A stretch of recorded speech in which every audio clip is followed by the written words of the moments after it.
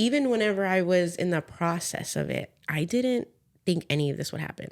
I only had like 9 weeks to prepare. Wow. So in my head, I'm like, whatever is best for my child. I had it in my head, hey, I may never see my child again. And they got ready within 9 weeks. Like, they flew to Texas and I let them be a part of everything.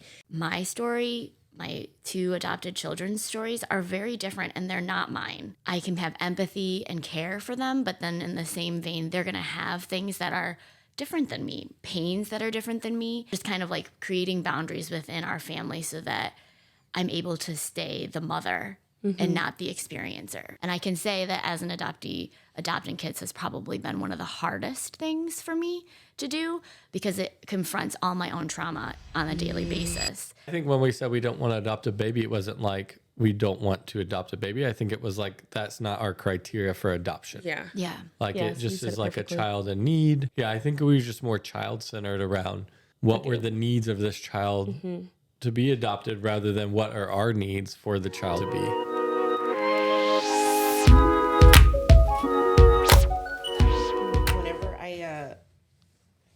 I guess started the adoption process, no one in my city knows. Oh, really? Yeah. So like first it was like I never told anybody when I was pregnant. So like it's new to me to like if I like people found out, you know what I mean? It's just crazy to me. So I think that's even why. Now people don't know? Even now, yeah. I mean like my close people know, but like not like it's not like I posted on social media like, hey, like I did this or that. Like it was always just something I only knew. Like I barely started like sharing my story to like my close friends, like not even like maybe a year or 2 ago. Wow. So this is super like, I'm just like, okay, people are gonna, maybe this is a great way to tell the world. Hey, remember me in high school? Yeah, when I wore the purse and the binder in front of my stomach. That is the purse and the binder. Isn't that like the typical, like what you see on shows when they're trying to hide? Like the characters are like pregnant and then like boom. That's actually like how some of my friends knew because I was always dressed up back in the day. And then like they were like, you're always wearing sweatpants and hoodies. Like, what's going on? And I'm like, oh, nothing. Don't worry about it. So did your parents know or did just close friends? So I only told my mom when I first got pregnant. She was the only person that knew. So she was the only person around because my mom is like a foster mom, I guess. She fostered other kids. Okay. And she was like my CPS worker whenever like in my case, whenever everything was happening. So I knew that she would be the only person that could actually help me in the way I want.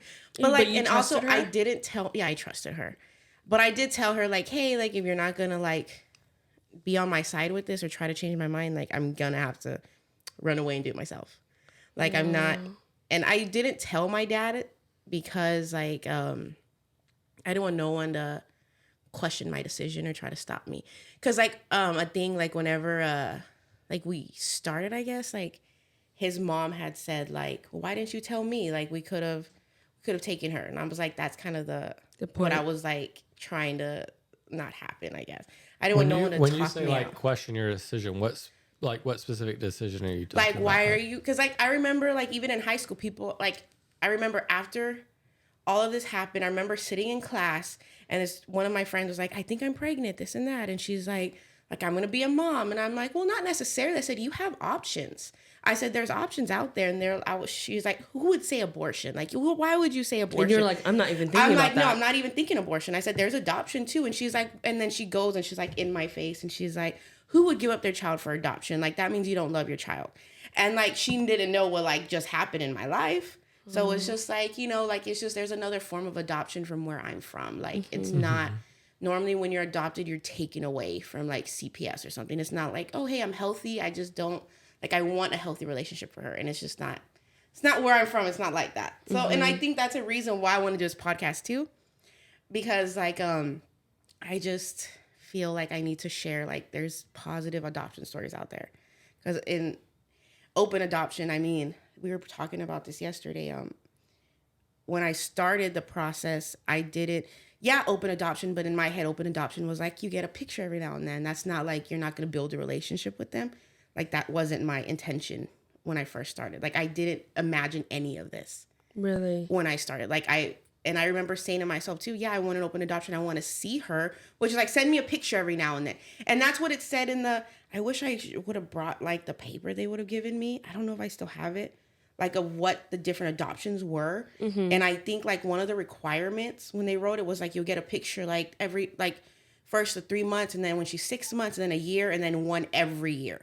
Okay. So like that was like the majority of it. Hey, we'll write you. So and that was their definition of an open adoption. Yes. Was just getting an email and maybe a letter. Yeah. Of like that, how she's doing, what's going on with her life. Like, you know, that was the open adoption that I was like presented. Yeah. So like, and not only presented, like that's the only adoption you heard anywhere. Like I was saying, because I don't want to share any stories or anything of other people, but I know some people that have done adoption and say, hey, it's open adoption.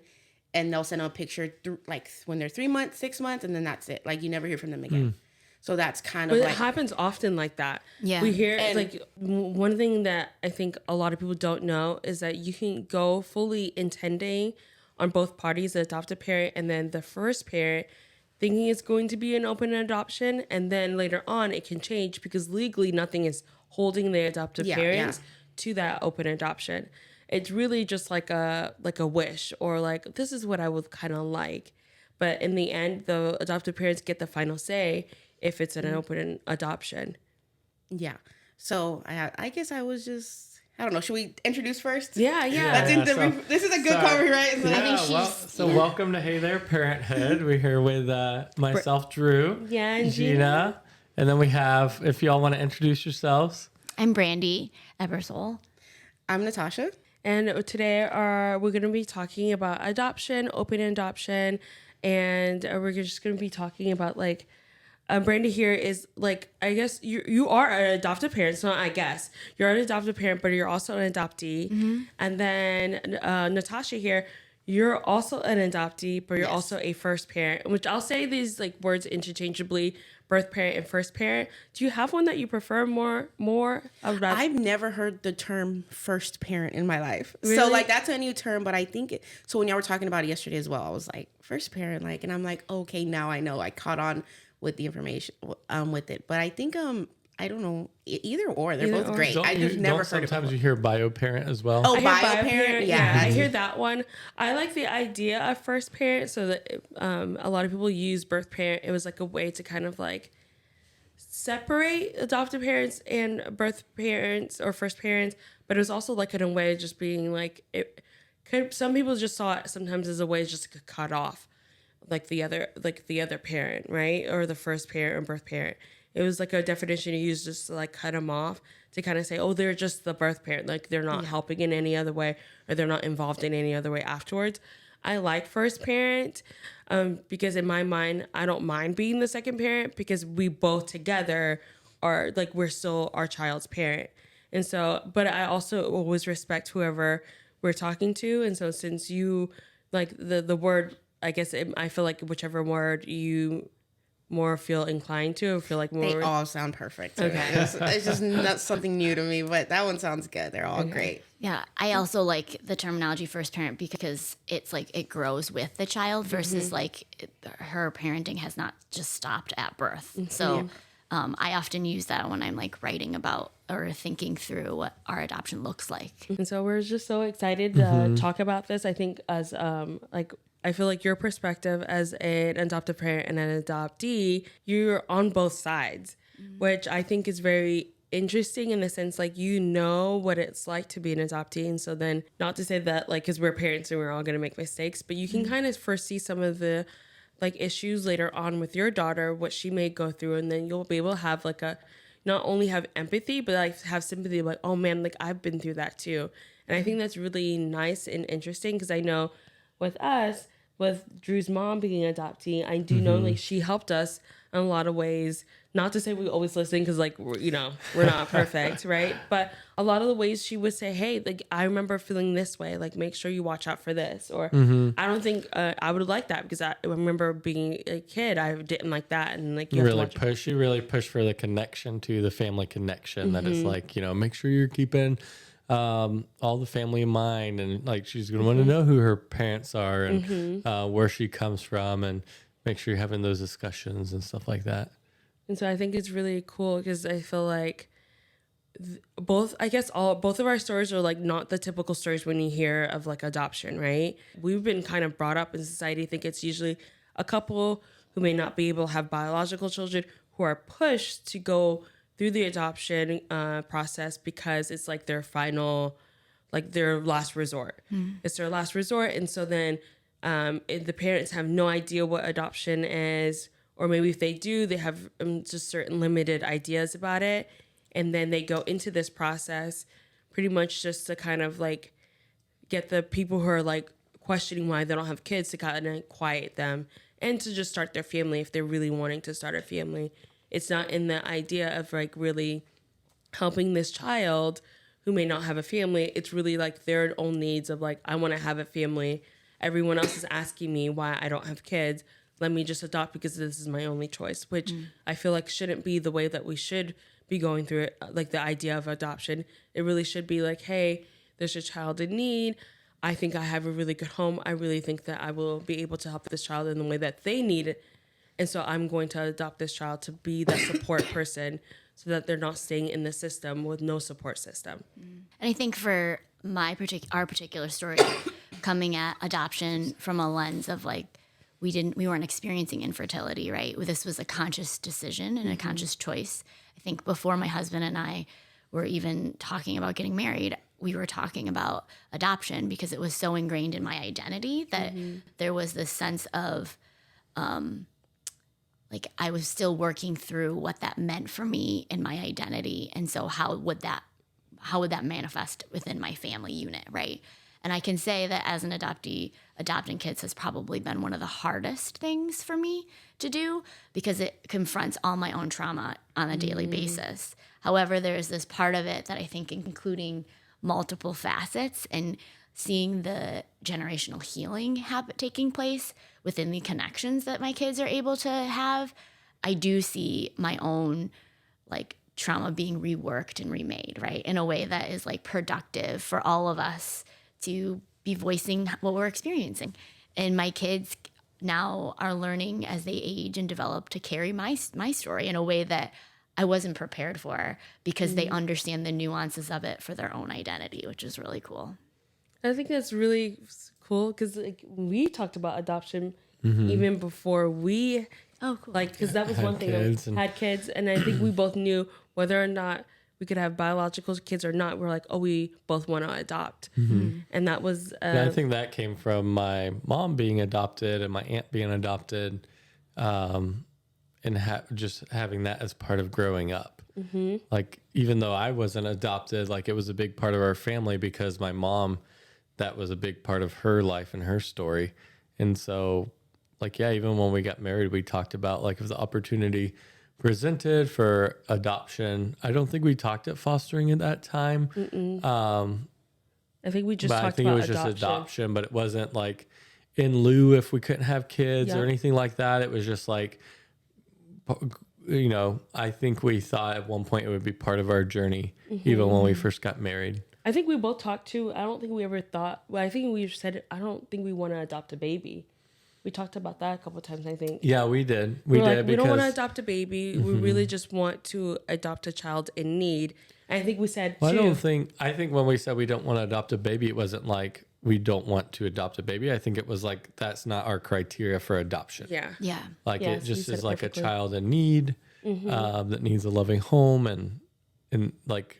Yeah, I think we were just more child-centered around what were the needs of this child to be adopted rather than what are our needs for the child to be. Yeah. I think what was also was really cool too, I think we're Christian, so we like knew the idea of we're not going to have to go search for it. It's going to come to us. And so that was one thing too. We were like, okay, we've made the decision. We know we want to adopt. We just had this like feeling like it's going to happen. Like something in our lives will happen, and then like something will show us like, hey, there's a child in need. So that was one thing that was really weird because we were like, we want to adopt, but we're not like seeking it out.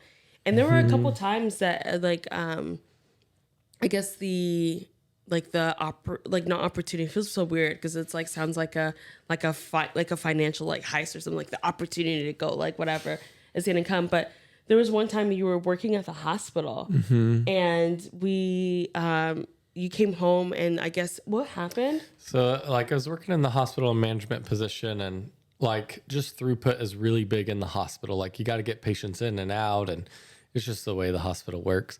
And so I regularly had to meet with like the case manager. And so she was talking to us about this story of lady that was 9 months pregnant. She was driving down the highway, got into a car accident, ended up in a coma. Well, the ICU then had to take care of the mother, but also the infant inside. And they actually, she delivered like while she's in the coma and all that stuff. So now they have a infant and the mom they're taking care of. And she didn't have any family. Like her family was her mom. She came out of the coma. And so now the grandmother had to decide, do I want to take care of my daughter coming out of this coma with all these health needs? Or do I want to take care of this infant, which, you know, is going to have all this care need? And her age and everything, she could only pick one to take care of. Yeah. And so with that decision, I just like looked at the case manager. I was like, hey, if like the infant needs a place to stay for however long or whatever, like I'm sure my wife and I would be able to take care of like this little girl for as long as needed and stuff like that. But and she looked at me and she was like, I'll keep that in mind. But luckily the family was able to stay together where they were able to like all stay in the family unit and all stay with the grandmother. But for a minute there, like she was really worried that, because that's what they told the grandmother, like she's going to have to decide between taking care of her daughter and her newborn granddaughter. And, you know, I don't know, just as a human being and who I am, I just was like, if there's like a baby that needs taken care of and like there's a direct line to me that we can keep in contact with the family and stuff. Like, or even just take care of the child until the grandmother could be able to really get grasp of taking care of her daughter and her needs.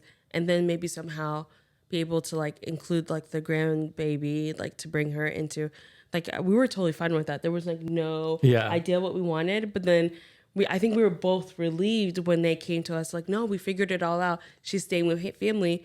I think I was like so happy with that idea because I was just like, oh, like that's where the baby needs. Like she needs to be with her mom, no matter where.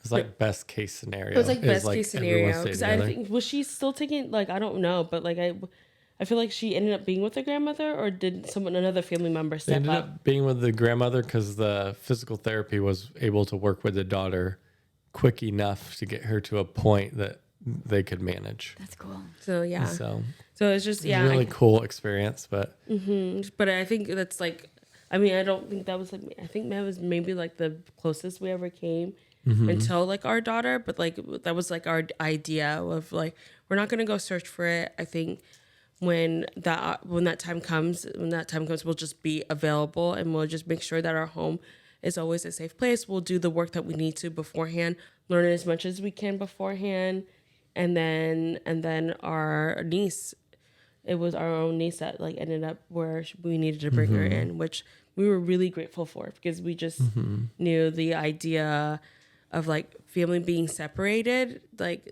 no one wants that. Yeah, and I do want to hear from you guys if, because I know both of you are adopted, if you guys had open adoptions, because I know growing up, my mom, like for safety reasons, she didn't have an open adoption. So like, safety reasons, and I don't think the internet was as prevalent back when she was growing up.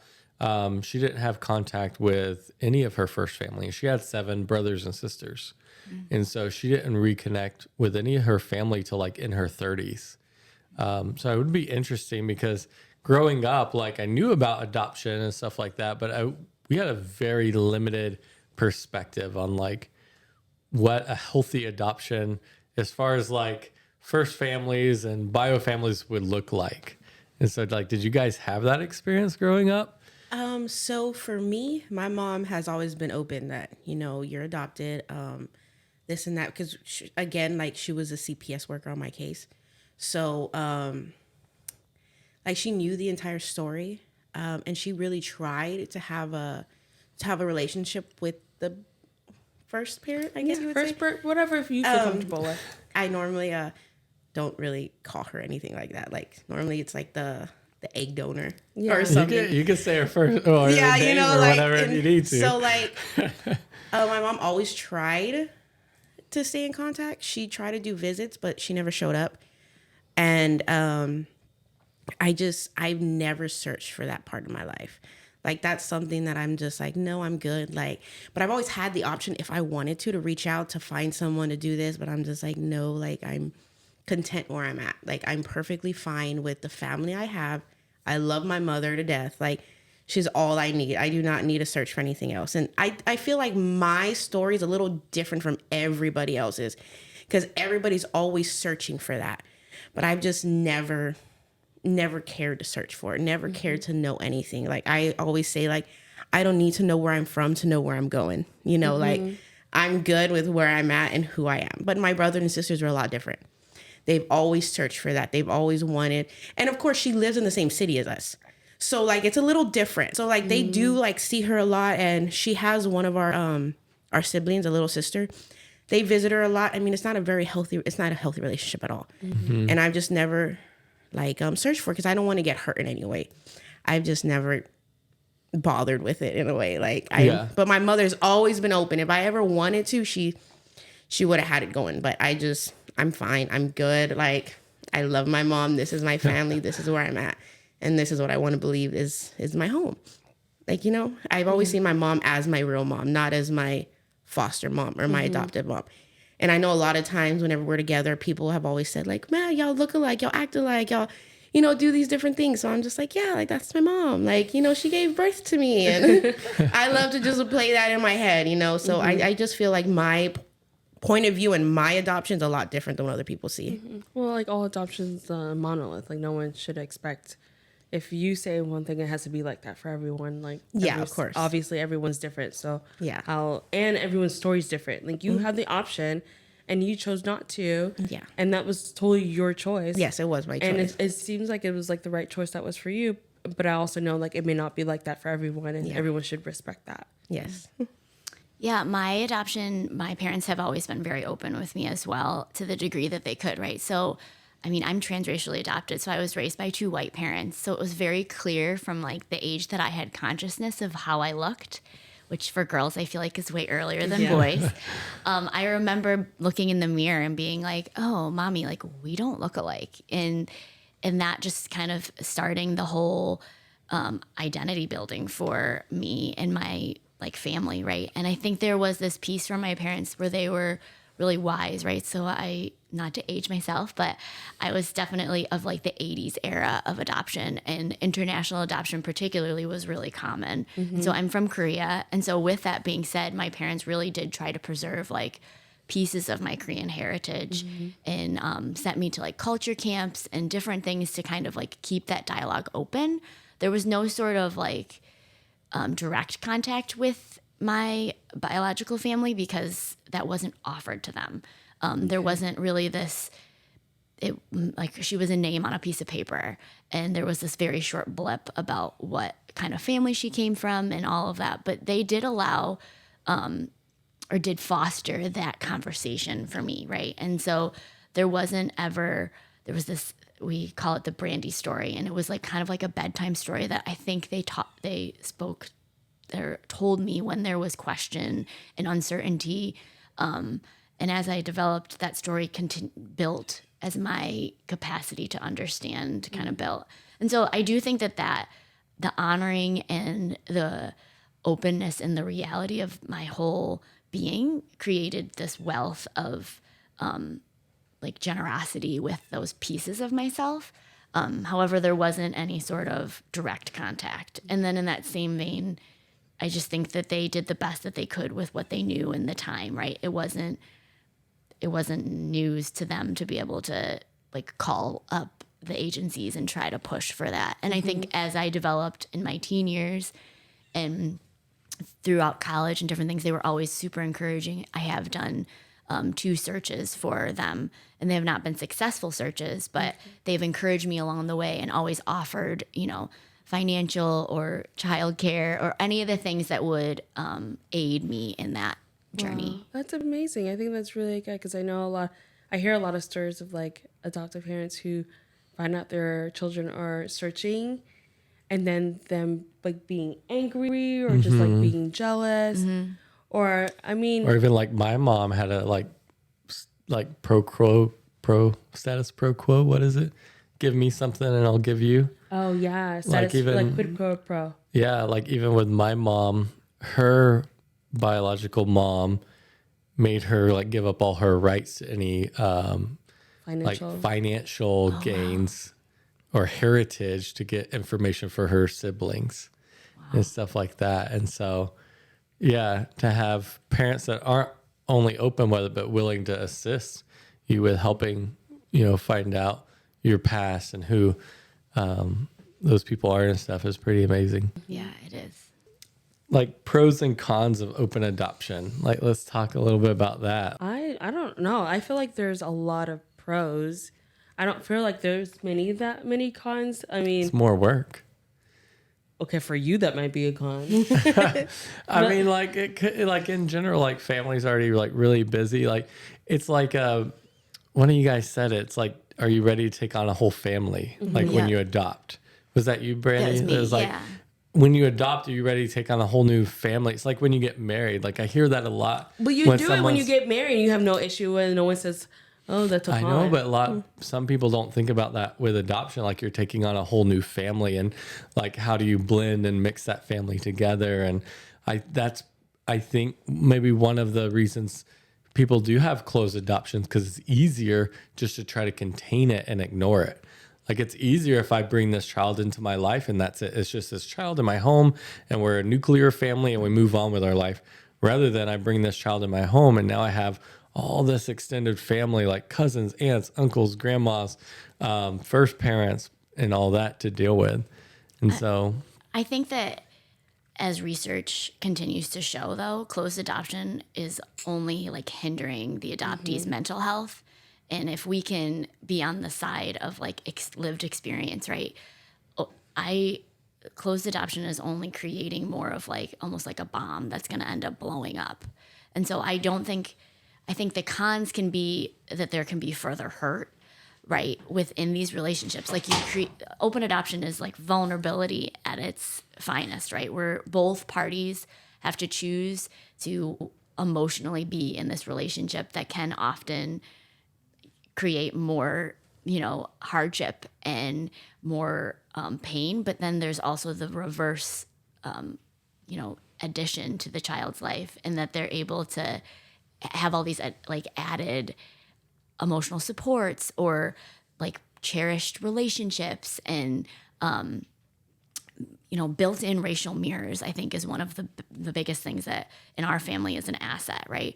My child knows exactly who she looks like where her big personality comes from, like where her like particularities, like there's like sometimes we laugh because my husband is a very like quiet person, and it's very clear that like our adopted child is not that way, and so I think that having all those answers so that the sticking out has it's not even sticking out, it's place, right? Yeah, like they don't stick out. There's a reason for it, right? But then one of the things you said is like it's like a bomb, but it also seems like it's either a bomb that like blows up now or blows up later. Which one would you rather have? Like, would you rather it blow up now, where you can kind of like ease into it and then learn?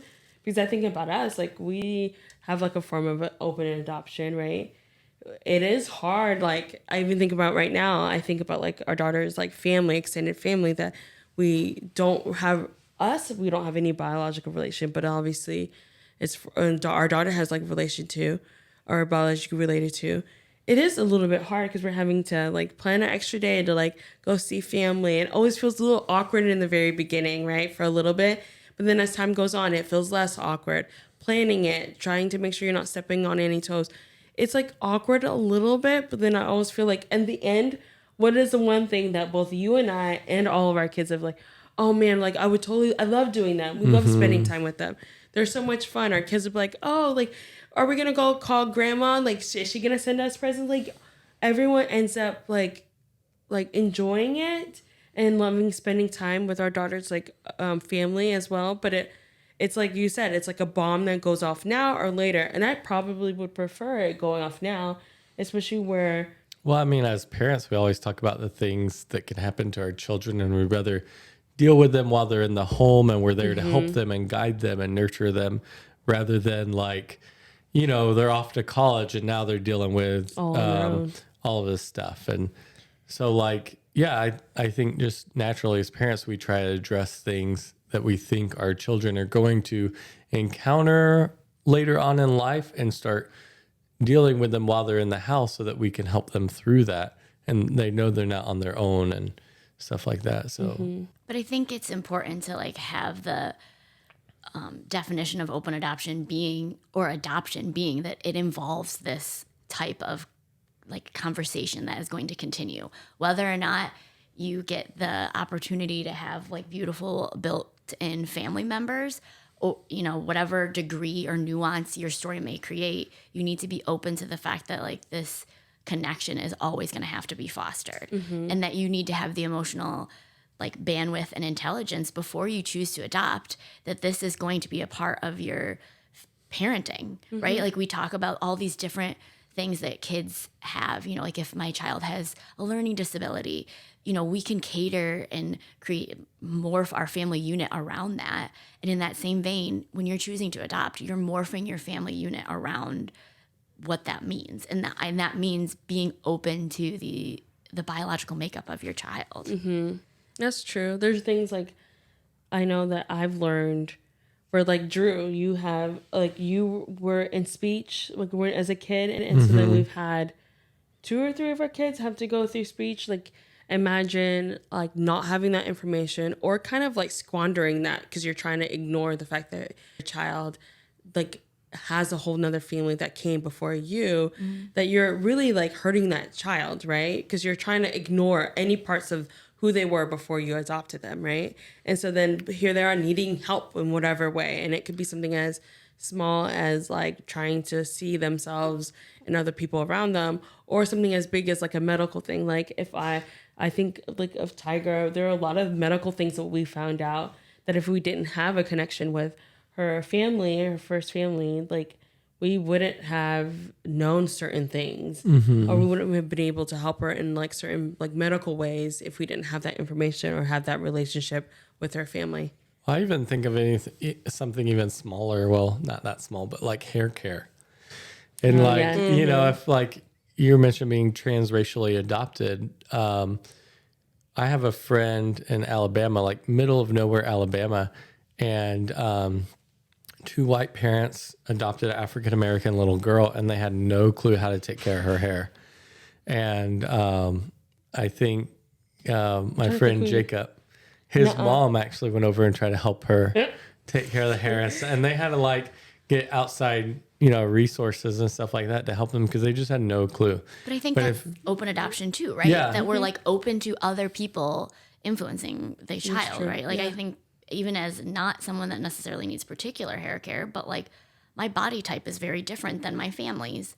And if I had people speaking into that as a child, maybe I wouldn't have felt like, why am I so like slim and you know, like why I'm not disliking that about myself, instead like owning it and being like, no, this is what it means to be Korean. So yeah, that's really cool that they helped. Or was it a good help or... No, it was a good help because, I think they had struggled. Or Jacob's mom, even though she does hair professionally, right? No, she doesn't do hair professionally. She's just really nice and was like helping out. But they like, it had gotten to the point that the child's hair was really bad, and that's why they were seeking like outside help. Whereas maybe if they had more of that open adoption beforehand, the child wouldn't be in that situation. Like the hair was so bad. Which stinks for the child. I mean, I'm grateful that the parents were able to like just like squander their pride and be like, okay, we need to get help, and start asking for help and just start to figure out stuff. But it stinks for the child too, because I know like when my hair is looking bad, I really feel crappy about myself, which is why I talk about like hair care so much like on my page, because I know how it feels to have a bad hair day, and it affects your whole demeanor. It affects how you feel about yourself. Like no one wants to have a bad hair day, we shouldn't be like letting kids, just because we think, oh, there's no way like they'll really think about stuff like that. Oh, they for sure do.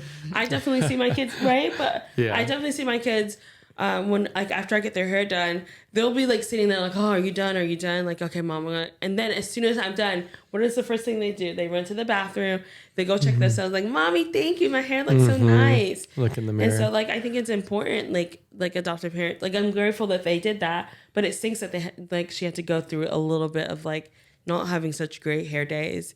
Because I think, I mean, it's great that they're doing the work now, but I think they should have done the work beforehand. And like, it would have probably helped them a lot more doing that work beforehand. But I also don't know their whole story. I don't know of what age. I mean, I know it's easier to take care of a baby, especially like a little black or biracial baby when they're little, when they have a lot less hair, to take care of and like grow with them and learn with that, than if you have an older child who has really curly type 4 hair. Learning on later on when they already have a full head of hair is a little bit more work. And so I also just recognize like there's a lot more to it than them just not doing the work or whatever. So do the adoption agencies still define an open adoption as like a picture 1 month, 3 months, 6 months, and that's it? Like, I'm not sure how I haven't looked into it, how they do it now, but I've never heard of a successful adoption story, I guess. So yeah. that's why we're here, right? Yeah. Yeah, exactly. Yeah. To hear some successful adoption stories. I just feel like even whenever I was in the process of it, I didn't think any of this would happen. Like in my head, I was like, well, I found out when I was 30 weeks. So I only had like 9 weeks to prepare. Wow. So in my head, I'm like, whatever is best for my child. I had it in my head, hey, I may never see my child again. Wow. And I remember they had sent me some of these books, and there was 3 books that I saw. And there was like, I remember it was like a single lady, and her husband had passed away, and she was a doctor. Mm-hmm. And I remember I was like, okay, this is it. Like, this is who I'm choosing. Like, I can't, like, I gotta go. Like, this is, I have to do, like, I have to make a decision now. And I remember going to sleep every night, and I was just so overwhelmed, so stressed out. Like, I just couldn't, like, calm down. Like, I was just so worried about how everything was going to happen, how it's going to happen, that, like, I'm never going to see my child again. And again, like, the form said, like, open adoption, pictures every now and then. They'll probably write you this and that. And I remember praying about it, and I was so worried, and I had reached out to my mom, and I was like, I can't ask for more books. Like, we got to go. Like, these people need to be ready to come over and get their child, basically, right? And or our child. And then my mom reached out to the agency and said, like, hey, like, can we just, like, get some more books, you know? And they only sent me 1 more book. This agency wasn't, like, the best. They're like, no, you got to hurry. Let's go. Let's do this. Like, they weren't very, like, they weren't too helpful with the situation. And so they sent me 1 more book, right? And that was their book. And then I opened it, and I didn't even open the book. I opened the package. And once I just saw the book, like, everything just fell off. I was so calm. Like, so, like, I wasn't worried anymore. I was more happy than anything. I haven't even read the book yet. Like, it was just a picture of both of them. I'm like, this is it. Like, this is who I'm choosing. My mom's like, read the book. And I start reading it, and I'm like, Mom, this is perfect. Like, this is more perfect than I could ever imagine. Like, there was pictures of them with a bunch of kids, and that's what I wanted, like, happy people that were going to have fun. And, you know, and I don't remember it if the book had said, like, how you wanted your open adoption. I don't remember, like. It did, like, yeah, like an open adoption. Like, and I think the way they said it was a little different than the way the agency had said it. So I was like, yes, for sure. Like, this is who I want. Like, when I went to pray, I felt better. Like, I didn't have a heavy heart anymore. Like, it was insane to me, like, how everything just fell off of me after I opened that package. And I'm like, maybe this is what I'm supposed to do. And I'm like, yes, I'm ready. Let's call. The next day I called them on the phone, and we're like, you're going to be parents. Like, yeah, are you ready? And then they got ready within 9 weeks. Like, they flew to Texas, and I let them be a part of everything. And that's another connection I wanted them to have, because growing up, like, I don't have baby pictures of me. Like, I don't have, like, my mom didn't give birth to me. I was adopted at 9 months. I was still a baby, I guess, but, like, I don't have any, like, newborn hospital pictures, and my hospital blanket. Like, I didn't have, like, that connection. I think that's the only connection that I longed for in my adoption. So that's something I wanted them to have. Like, she did the skin to skin. Danny was supposed to cut the umbilical cord, but you know, other things happened. I feel like there's a story there. Yeah, there's a story there. Like, you know, he was supposed to, but it was wrapped on her neck, so they just had to like it was fast.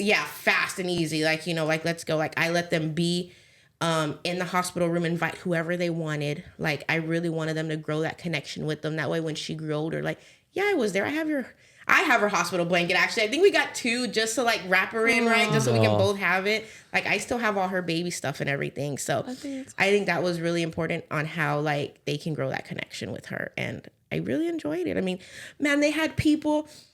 Okay, so my family, first, like my family, like cousins and aunts, I was never accepted in my family the way other families are. Like, every time we had a get together, like Easter or something, somehow like a child came up, one of my cousins would come to me and be like, hey, you know, you're adopted. Like, this is not your family. And I'm just like, what did y'all talk about on the way over here? That you as a child is coming up to me and telling me, hey, that's not your mom. You know that, right? Like, you're different. So I've always had that. Like, during Christmas, I remember we would have Christmas parties, and like, there was never any gifts for me. It was always gifts for everybody else. We were just kind of like, oh, you're your mom's kids. Like, you're our aunt's kids. Like, it was never like we're family. It's never been like that for me. And even now, like, when my cousins do come around, which I don't know if I should share this or not, like, we but can like, cut out anything. It's more like they're here for something, and they're close to me when they need something. It's not like, hey, you're family. I love you for all your mistakes. I love you for who you are. It's like, hey, no, I need a place to live. I need a lower rent. I need to borrow this house that you have. I need to do this or that. Like, so I've never really had that family connection with anybody, you know? So whenever I told them like, hey, you're having a kid, like, you know, come over, man, they had people that they knew from college, like Uncle Perry, like coming over to like see her. Like, you're not even like related that way. Like, you're just so excited to have this child in your life. You flew from Boston to Texas in a few weeks. Like, the day she was born, he came over. Like, her mom and her aunt, who was it? They drove from Boston all the way 3 days. They didn't even get any sleep because they were so excited. Like, I remember them telling me, yeah, we rented a motel and we were just there like laying down and we were just talking like, no, let's keep driving. Like, so they were there in the hospital as well. They made it to the birth. I let them all have that because I wanted them to have that connection. And it blows my mind how loved she is.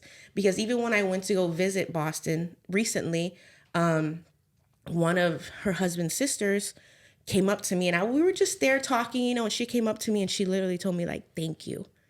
And I'm just like, for what? She's like, thank you for bringing her into our lives. Like, thank you for making that decision and bringing her in our lives because she's our family. And like, I've just never like how awesome. Like, she is so connected. And that was something I worried about, like, that she was going to feel excluded the way I did my whole life. And of course, like, I'm thick skinned. Like, I don't care what you say. Like, you know, I know who loves me. Like, that's all I needed in my life. So I've always just prayed that she would have thick skin like me because I thought she was gonna go through these hiccups that I went through my whole life. And she did. And like, they love her so much, so unconditionally. And it's insane to me, like, how someone can love someone that doesn't even have their DNA. Like, nothing, to come up to me and say thank you. Like, what is that? Like, I couldn't have pictured anything more perfect, and how she's so accepted in this family. And just how she accepts me too. Like, I'm a very big personality. I say things like crazy. Like, the fact that they accept me too. And I always tell her and her husband, like, that they love me unconditionally. And I've never felt that. Like, of course, with my mom, of course. But, like, out of, like, my parents, you know, I've never had someone be like, hey, you make mistakes, but I love you still. Like, and fighting for me. Like, it was also hard for me in the beginning because Brandi is always like, you're my family. We're the tribe, you know? I can't help myself. You're not running away from me. And me, like, I told y'all, like, in my head, it was like, I'm not going to be a part of this family. My daughters are going to be a part of this family. And she's, I just want to know how she's doing, right? So that was in my head for so long. So for a while, it was hard to me to be so open because I didn't even know about that. Possibility. Yeah, like, I didn't know this was even a possibility. So it was really hard for me. I guess like It's probably like a defensiveness. Like you have your Yeah. walls up because you'd rather not get Yeah. your hopes up. yeah, so Right. that's what wrong. Like I've had my walls up thick, like brick walls up. Like you're not gonna hurt me, and they just like broke them all down. Brandi would break every brick down every time I built it. Like she did, like not care. She's just there like punching bricks. Like nope, you're a part of my family. You're gonna stay with me, because there was like a time I wouldn't know how to explain it. Like during the It's just pandemic. the parts of ebbs and flows of like, I guess, open adoption, right? Yeah. It sounds like it's just like Well, you need to give room for like all parties to be human, right? Like we have life that we're experiencing. We have dips in our mental health and our health. And I think for you, you're from my perspective, right? Your grief needed some space to grow into being a healthy like perspective to attach to us in a way that was able to function within our family system, right? And that you were able to not leave. Like I think she just came to visit all of us, and you were saying that you left and you were on a high, versus like there were years where you left and you were broken, and it took everything out of you and me, because I knew that that's what you were walking through. And it was this very tricky line to walk down as a mother, because I knew what I wanted for our daughter, and I knew we had to like get healthy to get there, right? Yes. All of us. And that my expectation, I had to wait. I had to wait for that. And that was okay. And you waited. You waited. And You kept breaking down I walls. would wait again. It's not like, Yes. And that's the part where we have to say, like our family, we were growing our family too. And she's been graceful with us in our ability to have all the different things that we're experiencing as we gain kids and our businesses grow, and all these things that our lives continue to have dynamic, but that at the end of the day we're family, and that's never going to go away.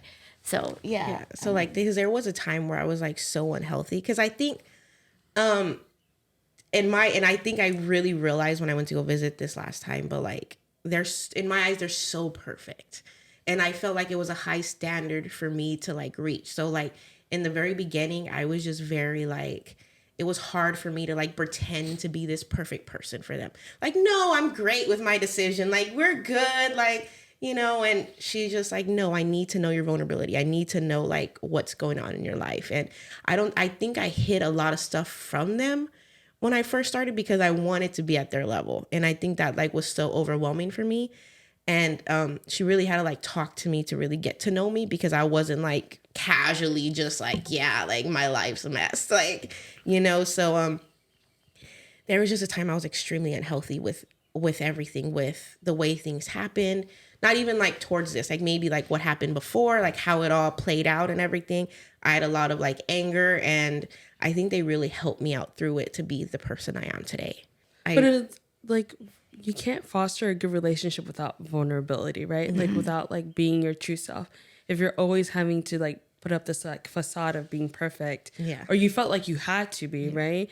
Then you felt like, or maybe it on both sides, maybe you saw that, seeing like she was able to like be truly herself, and then like I'm not really showing them who I am. Like you couldn't be able to have like, I feel like the relationship that you guys have now, because like you guys spent the whole day yesterday hanging out, and like y'all's daughter is not even here with us. She's not even there. Y'all spent the whole day, and you're like, yeah, we did this, we walked, and you're like, yeah, I didn't want to walk 7 miles. 7 miles. And you're able to like even like say stuff like that, which I think is so important, because I think I recognize like we have like the power as adoptive parents, right? Like I think about our daughter and like her family as well. I know there was one time we were thinking about doing something. I can't remember. All I remember was afterwards, we were trying to make a decision, and we were talking to them about it. And then I think it was like our daughter's aunt, where she's like, well, I feel like I can't say anything or like tell you how I truly feel, because I don't want you guys to like cut her out of like our lives. And I looked at her and was like, but will always be a part of our lives. Like, I never expect you to agree with everything that I'm going to say, right? Like, we think differently. Like, we see things differently. You may want to do something else. I'm like, I want you to feel comfortable always to tell me how you feel, even if you disagree with me, because I'm not going to cut you out of her life because you disagree with me. Like, the only thing I told her, I was like, the only thing I would, but this would be for anybody in her life, right? The only time I'd ever think about cutting you off if you did something dangerous, right? Not because you disagree with me. Like family, we always are going to disagree. I kind of expect it, right? And but I think she felt okay, like good with that when we talked about it, because she's like, okay, that makes me feel good, because she's like, I don't like it felt like a floodgate where she told me like a lot of things that she didn't like, and I was like, oh, okay. And she's like, okay, so you're not gonna like cut her out? And I'm like, no, why? Like, that's totally fine. Like, you don't have to agree with me. That's like family. I think in all family dynamics, we're supposed to like disagree. But I think I love the fact that y'all spend time with each other, and y'all probably had a disagreement, or you're in your mind like, I can't believe this woman has me walking up 7 miles doing with all her this bionic stuff. legs. Like, she walks so fast. Sorry. Like, looking at the buildings, like, wow, you know, taking it all in. And she's just like, let's go. Yeah, it's like a mile ahead. Let's go do all this stuff. Yeah, I think it's really important, and like how you guys are navigating. and we're so different people. Yeah, and the you fact guys that are we get very along different. so well, it's insane. Like, we're completely different people. I really feel like you guys have a healthy, open adoption. Like, I really do. And I know that there's times that you can't have open adoptions for like safety reasons and stuff like that. And Gina and I've talked about that because with our daughter, there's been situations that we haven't been able to be completely open with family members. And I think at the end of the day, what we discuss is like being child-centered and I think that's what you're talking about with the, you know, that emotional explosion is either going to come now or later, what's best for the child. And usually it's to not hide things and to be open and give options, right? Give the options. If the child wants to explore that in their life, they're able to. If they don't have to until they're ready, or if they don't ever want to. I think that's a problem with adoption is like, nowadays it's like we're closed. We're not going to even tell you you're adopted. And they grow resentment. And I think that's where like the adoption kind of like gets a little tricky. Like, I just feel children should always know where they came from. At least, given the option, like, would you like to know more? Would you like to know less? Like, what would you like? And I think once they get older, they'll start to like explore it more. It's either like do it in front of my face or do it behind my back. Like, they're going to do it regardless. They're going to find out where they came from regardless if you're not telling them. And it may not be healthy. And they may go search for that relationship and want it so badly that they go in an unhealthy relationship. And I think that if they were so open from the beginning, like, hey, your mother or like your first mom loves you, she just doesn't know how to take care of you. And I think that's something important to say. Like, there's even like when in my beginning of adoption, like, she wasn't a healthy person. So my mom would have like supervised visits at like a facility or something like where it was more controlled, more like you're not in my home. You know, we're not somewhere where like if you do something wrong, like take my child or something, like, you know, because we were CPS, like we couldn't even like, it would be illegal for her to like take us. So like she really wanted that security. But of course she never showed up. So like there's other options. You don't really have to have them in their home if it's unhealthy, or like a phone call or a video call or something, or show pictures. Like, I just think it's good for a child to know where they came from and to have an option. Like, I feel like children just grow resentment growing up if they don't know where they came from, and it hurts them more. They want it more. Like, if it's an unhealthy relationship, talk to them about it as they grow older. Build them into it. That way, whenever they're old enough to make their own decision, they make the right decision. Hey, I do want to get to know you, but I have my boundaries now. Like, I know what I can and can't do, but I don't feel left out. I don't feel like it's wrong that I want to love you or know who you are.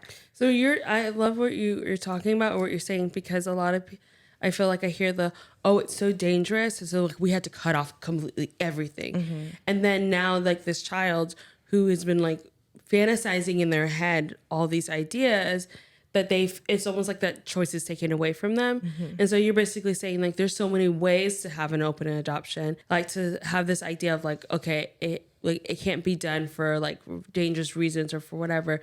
And so we're going to cut it off completely and ignore it. You're saying, let's find different ways to have an open adoption so that the child always feels like it's always a part of them. So they always feel like they always have like that choice, that like, they're not thinking like, oh, I can't do this because like my mom and dad are going to be angry about me trying to find out more information.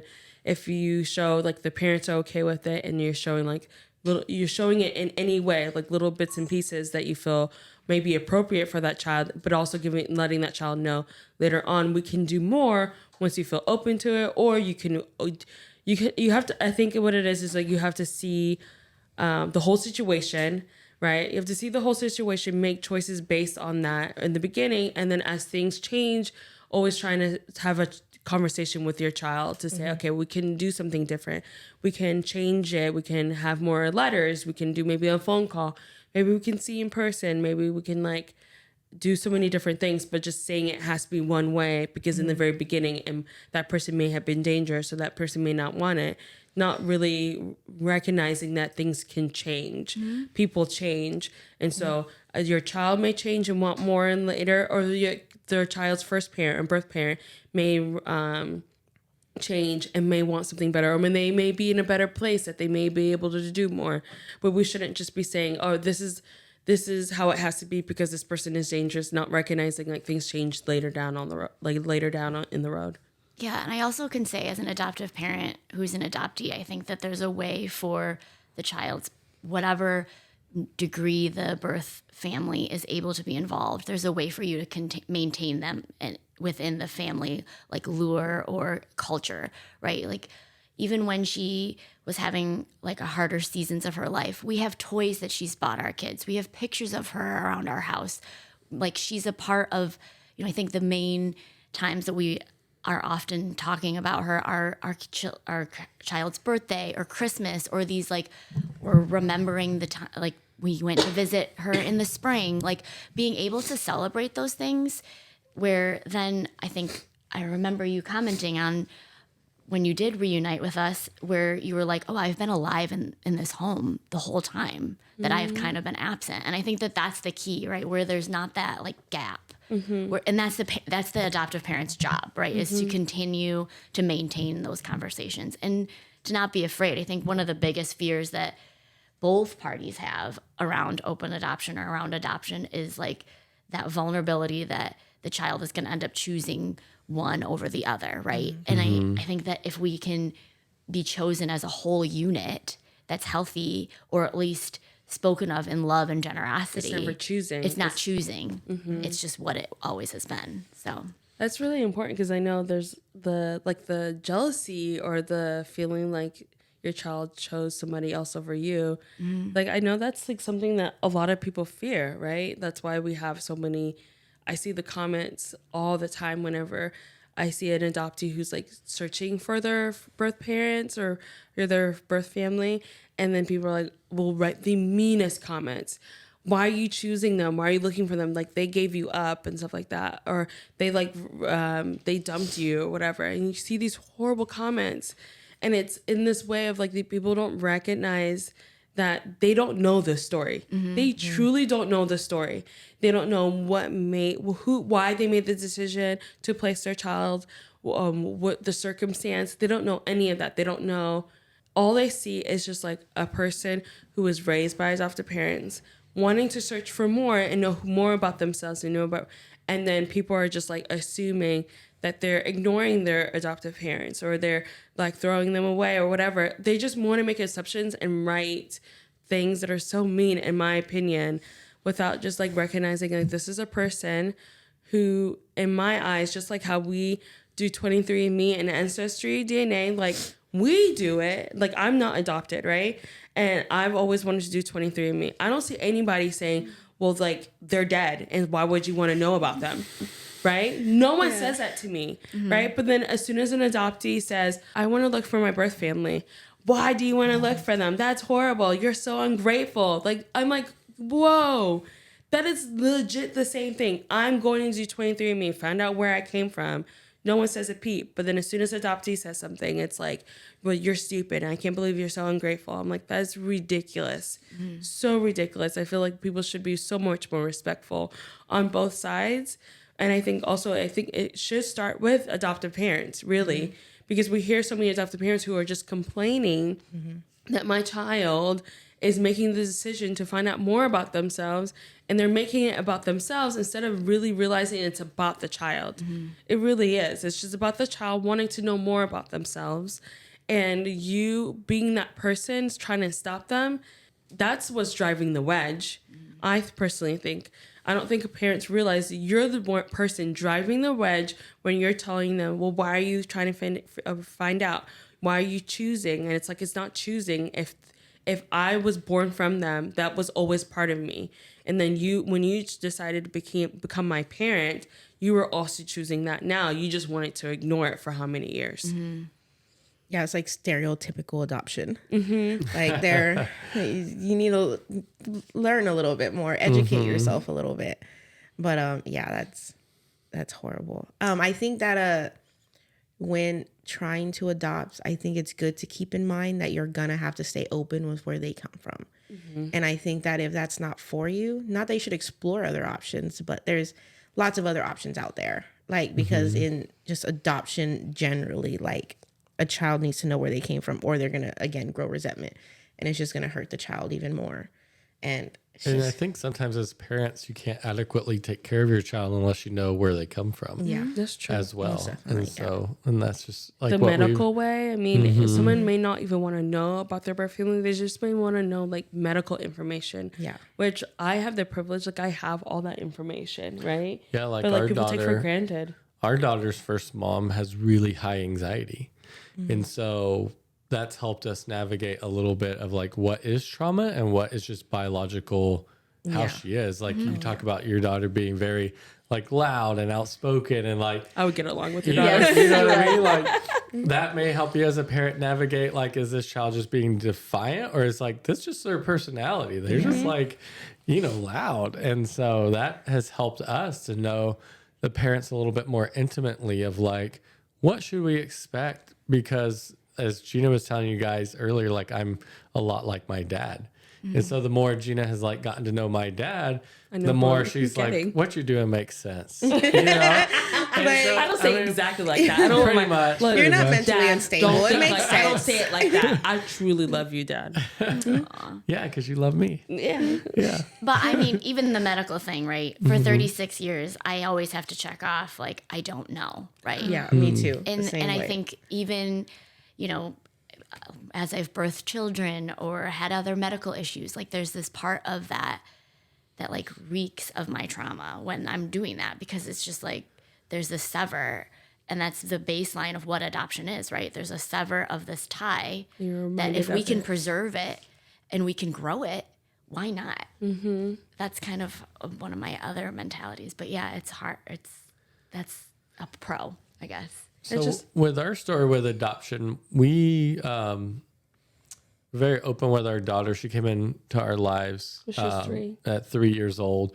And so it was kind of always a conversation with us, even before adoption. We talked with her, hey, would you like to like make this a formal thing? And even though she was a little bit young, like we still had those conversations. For your story with the adoption being at birth, like what did that look like for you? Was there a specific time in her life that you're like, I need to sit down and have this conversation? Or like, I think they were like, even like nursery rhymes to put her to sleep was her story, you know, like just like she's always been so open about it growing up, like even as babies, like just she's always really been open about her story. And I think that's the way it should be, really. Because like whenever I was giving birth, I had, again, like I never told anybody. So in my hospital room, I had a password, and the password was Peacock. So like growing up, like a lot of things were like Peacock, you know, like, you know, let's honor this. Or like even like when she was born, or I remember if she was born or she was a little older when I made Tasha puppy, the Build-A-Bear, and she loves that thing. Like till this day, when I went to go visit last month, and she like was like, this is what I do in school. She's like, it's show and tell. I have my puppy here, and I tell them who gave it to me, how they do it.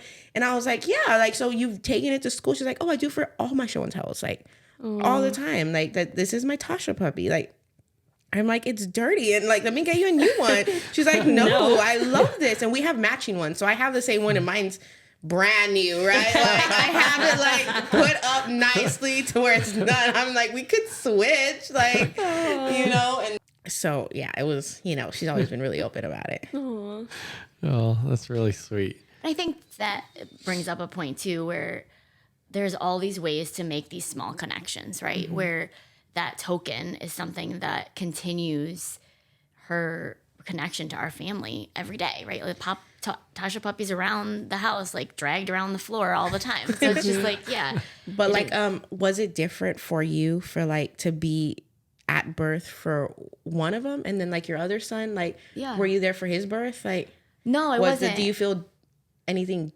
Like, do you ever wish you were there or knew like different things about him when he was born? I mean, I guess I would. It's two different stories, right? Yeah, and that's been one of the biggest things that I've had to learn in my own growth in open adoption is like my story, my two adopted children's stories are very different, and they're not mine. And they're not like, I can have empathy and care for them, but then in the same vein, they're going to have things that are different than me, pains that are different than me, and just kind of like creating boundaries within our family so that I'm able to stay the mother and not the experiencer, right? Is really important. But then I guess, yeah, from birth, she's always known. It's never been, I mean, we were calling, FaceTiming with Natasha at like 1 month, like all these different things. So it's never been. They visited quick too. Like they came down when she was still a baby when she came back to Texas. Yeah, we would come to visit. We had pictures of her, Natasha, up in her nursery. So there was never this like having to explain to her. I think now that she's becoming older and more cognitive, she can have more say in like what she wants to do when there's a visit, or if she wants to call, or all of those things she's kind of learning to navigate herself. And I know from my experience of mentoring different fostered youth or older adoptees, everybody's story is really different, right? Like your daughter was 3. I know people who came home at age 8 or 9 or 10. And I think a lot more explaining of what open adoption is for them to feel secure in those connections is really important, right? Like, and I think the key is to make sure that the expectation for the child and for the biological family and for the adoptive family, but the adoptive families are the ones that kind of have this end say, but that those expectations are meetable, because I think that is where further pain and trauma can happen, is when we're giving these kids these like false realities, right? And not allowing them to have things to rely on. And so, yeah, as long as you're able to kind of give the expectation, I think you're good. And letting your child know that they are free and open, that they can be open with you is also like super important at all stages. So one of the things that we talked about was just like the fact like this is almost like we talk about open adoption, but in a way it's almost like a form of co-parenting, right? Because like you're really like heavily involved, like you know a lot of information more than like a typical stranger would. And like I think you said she's babysat, like I don't know how long or whatever, but like that's a big deal, because I'm pretty sure a lot of adoptive parents don't have this like person who you thought that was not going to be in your kid's life babysitting. And I think that's wonderful, because I think that's so different than what I think society would think of as like adoption. Like, oh, like you would never have like that person gave up that child or placed that child. Why would you have them babysit? But I think that's beautiful, because you like, it really is you guys just forming this like bond where your daughter is like getting the best of both worlds. Yeah. Well, like of course I love my daughter more than anything, but her siblings I love just as much. I'm not just gonna buy her a gift. They're all getting gifts. Like I'm everybody's birth mom. I'm everybody's first mom, right? So I like to go in and just feel like really connected with all the kids. Like every time one of them's a baby, like they're the ones I have on my lap all the time. Like I love all the kids so much. Like I'm just not connected to her. Like I know these are her brothers, and I just love them all so much. Like I would do anything for any of them. And I think that that's the mentality, right? Where she has the emotional, capacity to do that. And I don't know that that's everyone's story, but if I can push the envelope, I will, because I do think it's creating this like Angela Tucker uses this. She's an adoptee that uses this term sonosphere, right? Where like the sound wave is continuing to like bring us all in. And so my boys love it. She's their mama too, And so I think that there's a part of that where it's just furthering that like tie that we all have, that why not, she's safe. There's, she's different than I am. You know, she loves to like take them and get them a full soda at night. Pizza at night. I'm like, you're dealing with them. Yeah. You can put them to bed. That's fine. That's not on me. You know? Her son comes up to me and is like, oh, can I have a slice? And I'm like, of course. And she's like, my mom can't have this because it hurts her stomach. And I'm like, well, don't worry. I'm here today. So I think that I love that my kids get the chance and the opportunity to experience like Natasha, right? Mm-hmm. And why wouldn't I? Because that she's in some way they're also experiencing our daughter. Mm-hmm. And so I think that is the beauty of it all. And I understand a lot of parents' fears around that and losing control, but in reality, I think it's a betterment for yourself, right? Like, why not have someone else to gush over all your kids' pictures? It's like an extra person to love. Yes. Like, why cut that off? Exactly. Yeah. So and I think that the idea of co-parenting within adoption is a mentality that you can have, right? Mm-hmm. Like, we're constantly thinking about her when we're planning like quinceañeras, or we're talking about schools we're sending her to, or different. Like, I love watching her play soccer because I know she was like a soccer star too. Mm-hmm. And we can say like the genetic pool here was not playing soccer. So it's all of those things that it's like this generosity that just has created a family. Yeah, I think that's so important when you mention like thinking about her, thinking about your daughter, because even myself, I like to project like some of my own individual like fears that I may have or would have and stuff like that. And so it's just like, I think any question that comes up of like, would you be jealous? Would you be fear of losing control? I think all of that can be tamped or stomped down by just saying, is it best for your child? Mm-hmm. You know, and I think once you do that, it just takes and nullifies like all of those negative emotions like we may be feeling individually about, or fears. I think it's more fears we could be feeling about like open adoption or the thought of co-parenting with birth moms and stuff like that. I think that my fears are way bigger than hers though. Like, I feel like she's ready for anything. I think for a long time, I didn't want to get close to her, because I never wanted her to be like, hey, take me with you. And like, for me to like, be like, no, like I can't, you're better off here. This is what's best for you. And Brandi just always walked me through that. And like, just always been there for me. Cause I don't think I could ever be jealous of the way she loves you.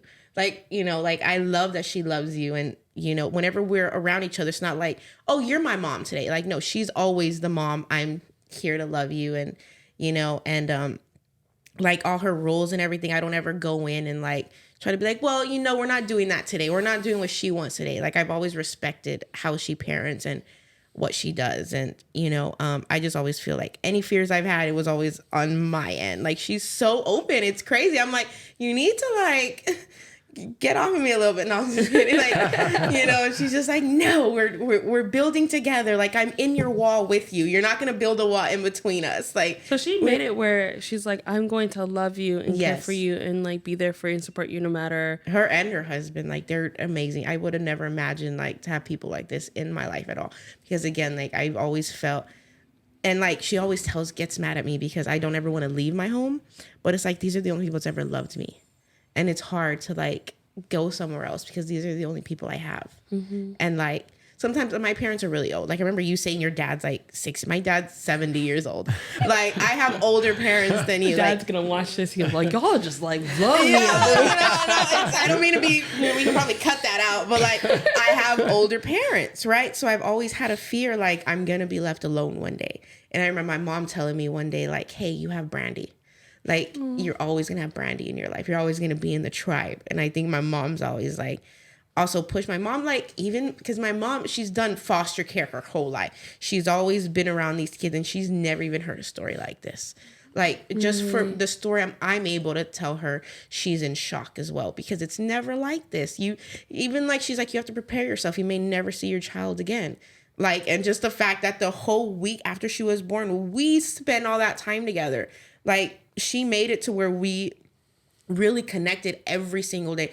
Like, she could have, after I've given birth, like, experienced Texas on her own with her newborn. And no, she was like, nope, you come with us. You be here. You're going to be a part of this family. It sounds like that's Brandi. Like, even yesterday, she's like, let's experience that later together. Like, let's go. We're going to walk 7 miles, and I'm like, okay, like. But I think that it's because my mentality is if our story had been different and our and Natasha had parented our daughter fully, it would have just been different, not better. And I think that that's the piece that adoptees feel within their bodies, right? Like, just because grew up in America does not mean that I'm better. I'm just different than I would have been if I had grown up where I was born in Korea. And I think if we can get past that it's not this hierarchy, then we can see each other as peers and love each other as family, because that's the part we're not competing, right? Yeah. So yeah, I know it's fun, and you're gonna be traveling with me forever. So. Yeah, she keeps telling me that, and I'm like, and I don't really travel. You. Like I'm in my home. I'm telling you, I'm content where I'm at. My school was like, when I went to college, it was only 40 minutes away. Like, so like I commuted my whole life. Like, I've never been out of my house.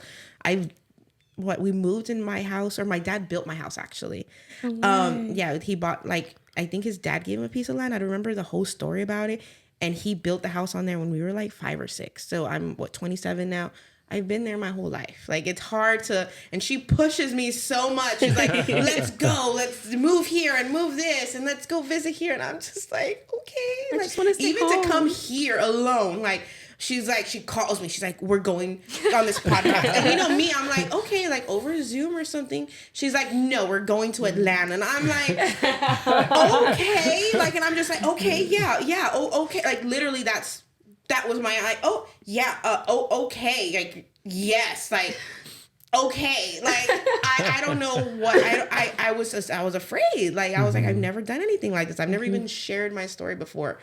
And, yeah, it's just insane. I'm so grateful that like she did, because your story is so beautiful. I feel like so many Fortune families can learn from it. Yeah. Like, so many families can learn from it. Either if they're currently in an open adoption, how they can make it better, or if they're not, seeing how ways that they can start opening it to see like the ebbs and flows and like the good and the bad, that like not good and the bad, but like the ebbs and flows of it, where you were like, I walked away and like that was really hard and I'm feeling down, to like now you're like, oh my goodness, I left and I was such a high, and I feel so close to my daughter's other mom. And like, I think that's so beautiful, and I think we all can learn from it, because like here I am, I'm like, man, I'm like thinking about things that I can do to make it better, because like right now we have like, we're really close, and like they'll call for holidays and we're always checking up on each other, but I'm thinking like, oh man, like what can I do more, what like I want more,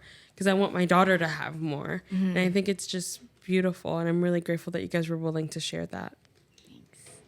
And I really like never wanted to share my story, never thought I had to share it, but like seeing the way adoption is nowadays, I really do think we need to share it, even if it helps anyone out. I just think we have a really strong connection together, and we just can, and there's so many forms just with both of us together. Like, we could tell you like so many different forms of adoption, like so many we've experienced, like just us alone. There's just, it's insane. But I don't remember my train of thought. It kind of reminds me how I said before, like when you adopt your child, it's not like their story starts there. Like there's a whole story beforehand. Yeah. Like I was thinking about like the minute I was telling you guys earlier about how like my daughter's dad, like I really, really love him. I think about all the ways like he helped us, especially in the beginning of our marriage, and how like when we had no money and he like put us on his like phone bill, and he's like, hey, you guys can't pay for a phone bill, like just come on mine and I'll pay for it. And I don't know how long did he even pay for it. Like I felt like a couple years. He paid for it, never asked us for anything, and all he said was like, when you're able to pay for it on your own, just like tell me, and then you guys can start paying your portion. And so I think I want to say it was like a year or two he was paying for it. But that was like the way he was. Like he was always taking care of Drew. And I remember when we had like our baby, he came and flew in and came and see us.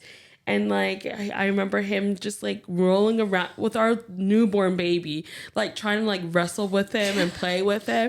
And I am thinking like, oh my goodness, he's just as crazy as Drew. Because Drew has always been like the dad who's just like, you know, the dad that gets down on the level, playing with them, wrestling. He'll play with Barbies. And like his brother's just like that. They both love kids, and I remember him just checking up on me and like seeing how I was, and then like hanging out and playing with our newborn. That he was always there, just taking care of us. That like I don't just love my daughter, I love her parents too. Like I'm close with them. I love them. I think about them all the time. I think about how he like was there for us in the very beginning of our marriage. He was like a true older brother for us. And so I think about how it's just so much of the responsibility of adoptive parents to really not only care for their child, but care for their child and love them, truly love them, like the way that they should, because it's like, I mean, your daughter or your son came from them. You should love them as much as you love the child that's in your home, not in like in spite or whatever. I don't know, however, but I just think that there should be a true, genuine care for your daughter, your siblings, not siblings, for your kids' first parents or their birth parents. You truly should be caring for them the way that you care for your own kid in your home. It shouldn't be an obligation. It's like something you get to do. Yes. Right? Yeah. Reddit story. You want to do the Reddit story really fast? Yeah. And we can just like talk about it. You want me to read it?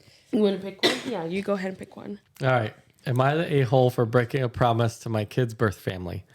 After I reached a certain middle age and was still not married and did not have kids, I opted to make myself available as a single parent for adoptive kids. The process was very stressful, time-consuming, expensive, and a lot of false hope. I got turned down a lot because I was going at it as a single parent.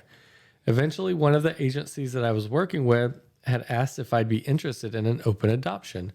The vast majority of prospective parents are not, because it brings extra unwanted baggage. They had a pregnant couple with other kids who were open to having a single man adopting their baby if their family could have a relationship with him, and other strange stuff. I feel like that's a red flag. Yeah, I'm just like strange stuff. I don't know what The parents were these traveling weird hippies from the Midwest who had abandoned one of their kids in Singapore. The kid became famous over it. Obviously, these were not people I wanted in my life, but this was my last chance to be a dad, so I agreed. Another red flag. Mm-hmm. After Raphael was born, the parents pretty much disappeared and resumed their travels. Flash forward 12 years, his birth mom reached out to me. She said she was ready to have that relationship with Raphael. She turned her life around, reconnected with her other kids, became a nurse, and married a doctor. I wasn't sure what to make of it, so I asked my son how he would feel about meeting her. I thought he'd say no, but the idea excited him. But he said it like he didn't actually tell her. It was hypothetically. Oh. So he hypothetically asked his son. If like, hey, if your mom... After much thought, I opted not to connect the two. I told his birth mother that things were fine the way they were, and I won't be able to manage Raphael's expectations. She reminded me of the promise I made 12 years ago. I counter that it was more of a gentleman's agreement. If Raphael wanted to pursue a relationship with her when he turns 18, then so be it. Too many things have changed and too much time has passed to honor what I agreed to. She accused me of breaking my word, being judgmental and insecure. Here's the edit. I asked my son hypothetically if he'd be interested. I didn't tell him that his birth mom had reached out or promise him anything. And it also, of course, I never intend on letting them have a relationship with my son. Yes, I said what I said to get him. To get him. That's the biggest red flag. That is like such a big red flag because so, he pretty much he is an a-hole. Yeah. Yeah. Basically. Yeah, that's like the easiest way because I commend that birth mom saying like, you made this promise and I'm not even asking, like, it didn't seem like she's wanting this big relationship. She just wanted to meet him. She had done so with her other kids that she had. And it seemed like she was just trying to reconnect and form just just to open something up. Right. And the dad was just like, he thought really badly. I mean, the way he wrote, it's like the parents were traveling weird hippies. Yeah. Just the way he explained them in that sense. Yeah. Baseline, there's no honoring or respect on his end to her. Because again, his son is connected to them.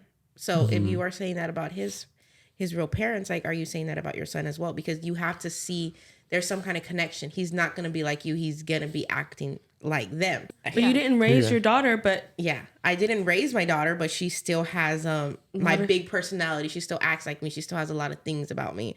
So you know, his son probably really acts like them. Nature versus nurture. Yes. Right? Oh my goodness. Sorry, I didn't mean to cut you off, but No, that's I'm what done. I'm Yeah. recognizing is the nature versus nurture. Like you didn't raise her, but she still has a lot of like your tendencies, probably does like little things that often probably remind you in a good way. I feel like for you it's in a good way, but for this guy, I'm pretty sure anything that reminds him of his family's like birth parents or his birth parent, like he probably hates those parts of him and probably tries to like squanders that, right? And that's so sad to me that just the way he wrote this. And I feel like it's pretty much the opposite of being child-centered. Like everything he's saying he's doing in this story is for himself. Yeah, it's more It's selfish. his last-ditch effort to get a child, so he's just going to lie through his teeth to make it happen.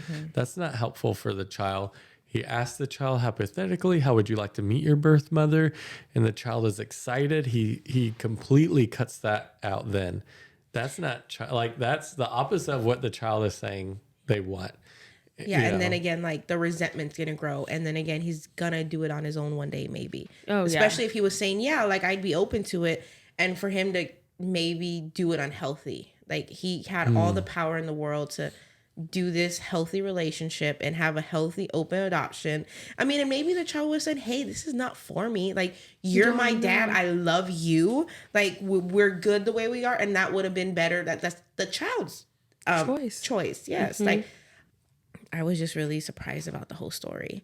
I think that the dad has entitlement in a way that is not fostering any sort of connection, right? And that I think a lot of parents sometimes enter parenthood with this sense of like doing good, especially adoptive parents where they're like saving a child. Yeah. When in reality, if you're looking at adoption from a perspective of growing your family, you're not saving anyone, you're just expanding. Yeah. And so I think that he's doing his kid a really big disservice as he's like allowing his self-centeredness and his, kind of like ownership to manipulate the child into believing the story to be a certain way to get what he wants. He gave it hypothetical. I feel like mostly so he could hear his son say, "No, I don't want to meet them." And then when he actually said yes, I think it made him even more angered because he was just wanting his son to be on his side to like choose him.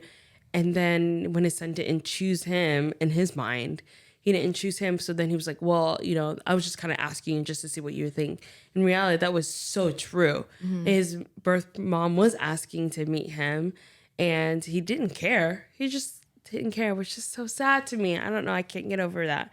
And he's thinking, like, asking this question, probably hoping that everyone's going to be on his side and people could see that, like, he's wrong. He was wrong. He was so wrong to do this. And the way he talks about his parents and the way he, like, the whole idea is all so selfish. And I think that he talked about them in that way that we all agreed with him. Yes. Like he was saying, he was really like pointing out their flaws to know these people are not good people. They make mistakes.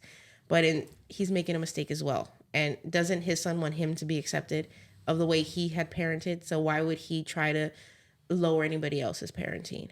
And I really hope that conversations like these can really show why we should be changing things, how we should be changing things. Because even thinking about like how they define open adoption, right now hearing you guys' story, I would count the agency, like their definition of open adoption as a semi open adoption. And like y'all's story and your beautiful story is a true open adoption. Right? You're able to really know not just a couple of pictures and it may be a letter. You're really able to like know things about y'all's daughter. Like, and you guys have such a beautiful relationship that I think you guys are a true definition of what an open adoption is.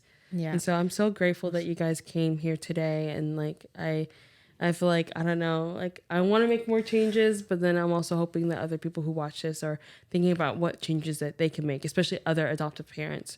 Or someone in the process of adopting. Yeah, someone even in the process and like thinking about like not having a gentleman's agreement, really trying to foster a relationship and respecting each other's boundaries of like how the relationship with the birth mom may want in the beginning may not be always like that.